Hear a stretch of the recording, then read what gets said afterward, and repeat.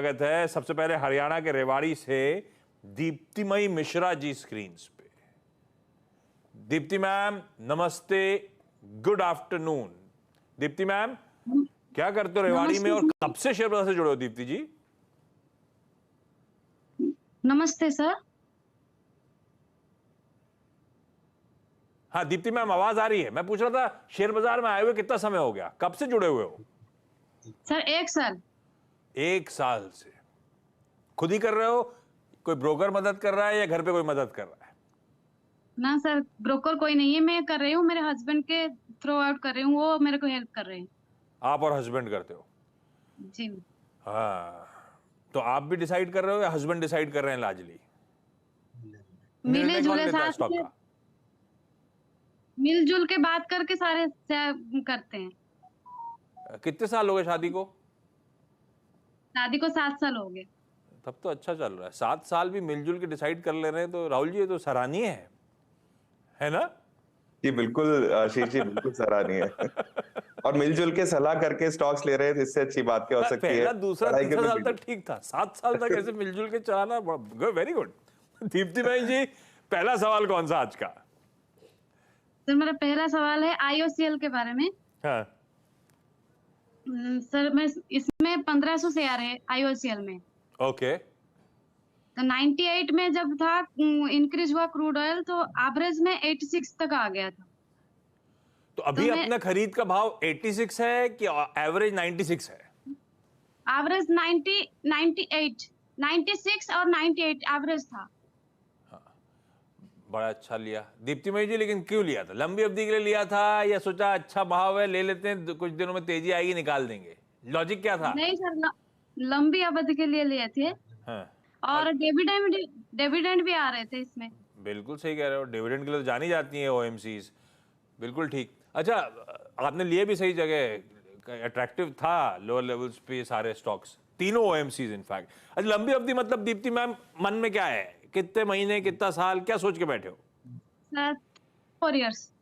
4 years? 4 साल कैसे सोचा आपने? लोग 3 सोचते हैं, 7 सोचते हैं, 5, 4 क्यों सोचा? कोई रिक्वायरमेंट है क्या? मतलब इसलिए पूछ रहा हूं। ऐसे मतलब लंबी अवधि मतलब कई सालों के लिए रख सकती हूँ, ऐसी कोई दिक्कत नहीं, ऐसा मान के चलता हूँ। राहुल जी ऐसा टारगेट है मेरा 150 तक, इसीलिए 3 से 4 साल तक सोच। क्या टारगेट रखा? 150? जी सर। रीजनेबल टारगेट है और टाइम पीरियड भी बढ़िया है। राहुल जी मिल जाएगा क्या? जी आशीष जी, मुझे लगता है कि बिल्कुल मिलेगा। देखिए 2017 के आसपास का हाई है 150, और उसके बाद से देखा था कि काफी डिक्लाइन आईओसी के अंदर देखने को मिला था। बट हाल फिलहाल में ही जिस तरीके से OMCs का प्रदर्शन रहा है, और प्लस साथ में जिस तरीके से अभी वॉर के चलते जिस तरीके से क्रूड ब्रेंट प्राइस के नीचे आए हैं, वहां से IOC और बाकी OMCs को काफी अच्छा फायदा होता हुआ दिख रहा है। मुझे लगता है कि अगर इनके पास में पेशेंस है और वो बने रहें तो डेफिनेटली इनको 150 के लेवल आने वाले समय में देखने को मिलेंगे। इमीडिएट बेसिस पे एक 115 रुपए के आसपास एक हर्डल है। अगर शॉर्ट टर्म का इन्होंने अगर ये पिक लिया होता तो मैं 115 रुपए के आसपास इनको प्रॉफिट बुकिंग की सलाह देता। बट जो कि इनका नजरिया लंबा है, तो मेरा मानना है कि 150 के लक्ष्य के लिए आप डेफिनेटली यहाँ पे IOC के अंदर बने रह सकते हैं। स्टॉप लॉस का जरूर ध्यान रखें। देखिए यहाँ पे जो स्टॉप लॉस बन के आ रहा है करीबन 98 रुपीज के आ रहा है, जो कि आपके एवरेज प्राइस के ऊपर ही है। तो मेरा मानना है कि आप जैसे जैसे प्राइसेस अपसाइड जाते जाएं, वैसे आप स्टॉप लॉस को ऑन दी अपसाइड बढ़ाते जाएं, ट्रेल करते जाएं। और मुझे लगता है कि आपको IOCL के अंदर वैसे ही डिविडेंड पेइंग अच्छी खासी डिविडेंड पे करती है, तो यहाँ पे आपको काफी अच्छा मुनाफा और लंबे अवधि में एक अच्छा खासा रिटर्न्स जनरेट करके दे सकती है कंपनी ना। रीजनेबल टारगेट भी रखा है आपने, 150 की बात करो 3 से 4 साल में, सुनने में अच्छा भी लग रहा है, पॉसिबल है, लाइकली है, राहुल जी भी मानते हैं। करंट सिनेरियो में 98 मेरा स्टॉप लॉस है। जैसे जैसे तेजी आएगी इस स्टॉक में आप अपने स्टॉप लॉस को ट्रेल करिएगा। जैसे जैसे तेजी आएगी मतलब राहुल जी अगर भाव 1 रुपए बढ़ेगा तो स्टॉप लॉस 99 हो जाएगा, भाव 2 रुपए बढ़ेगा स्टॉप लॉस 100 रुपए जाएगा, ऐसे होता है क्या? कैसे होगा ये ट्रेल? कैसे नहीं होगा आशीष जी, आपकी गाइडेंस के बिना? जी आशीष जी, मेरा मानना है कि जो इमीडिएट बेसिस पे एक टारगेट है, एक रेजिस्टेंस है 115 रुपए के आसपास, अगर स्टॉक ये वहां जाता है तब इनको स्टॉप लॉस जो अभी 98 है उसको बढ़ा के करीबन 104 105 पे ले जाना चाहिए। और इसी स्टैगर्ड मैनर में कम से कम 10 से 15% ऑन दी डाउन साइड एक स्टॉप लॉस बनाते हुए चलना चाहिए, ताकि जो भी इनका मुनाफा है वो कम से कम पॉकेट्स में सिक्योर्ड रहे। परफेक्ट। चलिए मीनू जी के पास जा रहा हूं। मीनू सैनी नोएडा से जुड़ती हुई। मीनू मैम नमस्ते, क्या करते हो आप नोएडा में? नमस्ते, मेरा नाम मीनू है और मैं शेयर्स मार्केट में काफ़ी टाइम से काम कर रही हूँ और मैं टेक्निकल एंड फंडामेंटल्स भी शेयर्स लेती हूँ और इंट्राडे भी शेयर्स लेती हूँ और अभी मैं फ़िलहाल मैं अभी टीचर हूँ पर मैं शेयर्स मार्केट से जुड़ी हुई हूँ। अरे वाह, चलिए समय कम है। मीनू मैम, आपका पहला सवाल कौन सा? स्टॉक वाला। मेरी पहली क्वेरी ये है कि मैंने भेल के 97 शेयर्स लिए 134 पे, तो मैं ही जानना चाहती हूँ क्या मैं इसको होल्ड करूँ या फिर इसको सेल कर दूँ।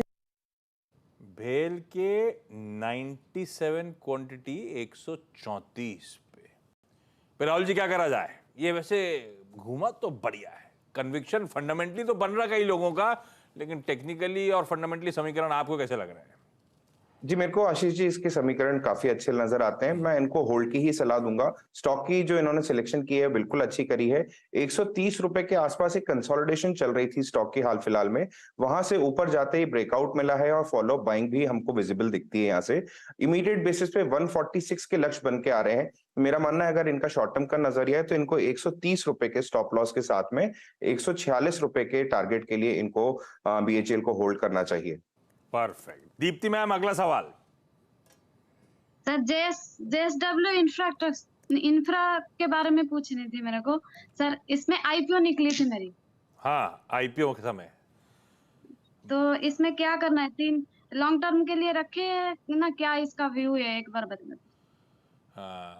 अब यार ये चला तो बढ़िया है राहुल जी। अब इसमें चार्ट्स बहुत ज्यादा लंबे होंगे नहीं, डेटा बहुत ज्यादा होगा नहीं, फिर भी 119 का इशू प्राइस 200 प्लस पे खड़ा हुआ है, कमाई बढ़िया हो गई है, रखे रहूं क्या? जी आशीष जी, मेरा मानना है बिल्कुल रखे रहना चाहिए। देखिए टेक्निकल चार्ट्स पे तो ज्यादा डेटा नहीं है, बट जिस तरीके के फंडामेंटल्स बन के आ रहे हैं, कंपनी काफी स्ट्रांग है और मेरा मानना है लॉन्ग टर्म होल्डिंग में काफी अच्छी बेनिफिट ये दे सकती है।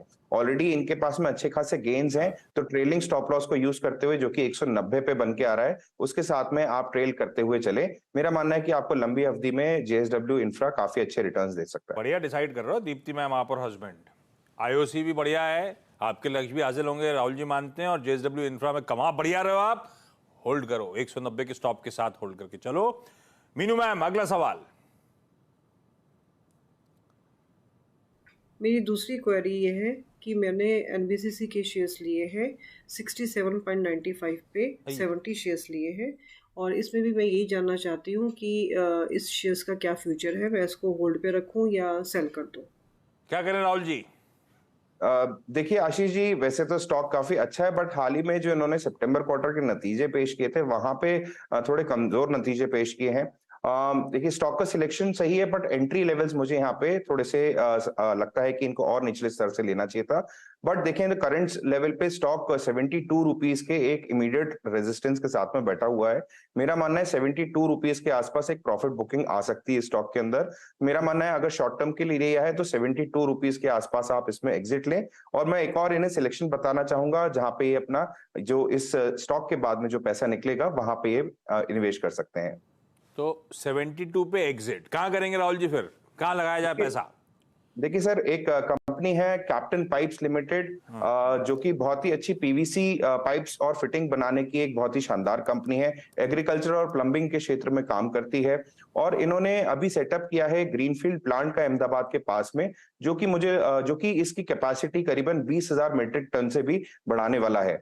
मेरा मानना है कि जिस तरीके के H1 के प्रदर्शन इनके रहे हैं, रेवेन्यू फ्रॉम ऑपरेशन करीबन यहाँ से काफी अच्छे इन्होंने पेश किए हैं और एबिटा मार्जिन भी सही लेवल्स पे 9.75 के आसपास बैठती आ रही है। टेक्निकली भी वीकली चार्ट्स हमें सजेस्ट कर रहे हैं कि 20 के लेवल पे, 20 रुपए के लेवल पे 89 डेज का वेटेड मूविंग एवरेज है। मुझे लगता है कि एक यहाँ से बाउंस एक्सपेक्टेड है। तो मेरा मानना है कि यहां से आप स्टॉक को परचेज कर सकते हैं 25 रुपए के लक्ष्य के लिए, और जो आपको स्टॉप लॉस बनाना होगा वो रहेगा 19 रुपए का for the target levels of 25 in captain pipes limited.